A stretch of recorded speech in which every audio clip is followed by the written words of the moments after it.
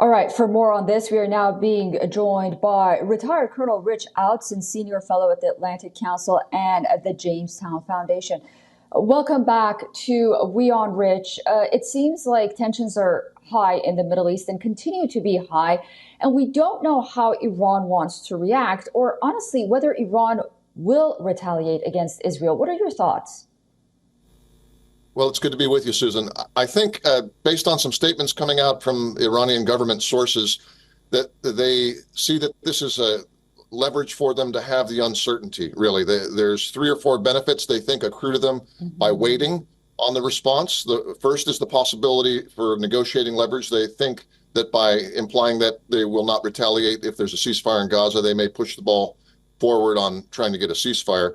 Also, there's costs of the alert imposed upon Israel by keeping Israel and the United States, as you heard in the segment, sending naval forces, air forces. That's imposing a cost on the United States to maintain readiness in that region. At some point, Israel may let its guard down. If you wait long enough, they become habituated to the waiting. So I think the Iranians certainly will exact revenge on their terms at some point. It probably an indirect attack on civilians or terror attack, something like that. But there's no cost to them, and certainly there is cost to the targets if they draw it out and wait some.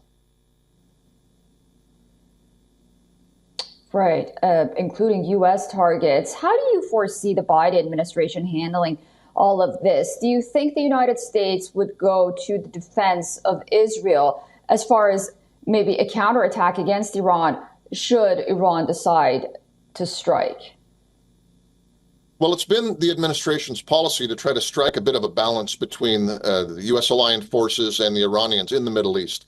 And so I think they are very loath to attack targets in Iran. And that's one of the reasons I think it's likely Iran will attack some combination of targets, Israeli, Jewish civilians, not in Israel, U.S. forces in the region. They can use rockets, mortars, car bombs. They can do it in Syria using the Houthis. I think some combination of those will actually be a very hard thing for the Biden administration to respond to, because they have been loath to directly attack Iran. Now, Iran knows that Biden administration doesn't want direct escalation, and therefore, rather than inviting an attack on some of their regime security apparatus from the United States, if they directly attack Israel, I think they'll play it on the margins. And there's a certain logic to that. And I think the Biden administration will try to deter, but will struggle to respond if the Iranians play it that way. Okay, well, a lot to watch out for.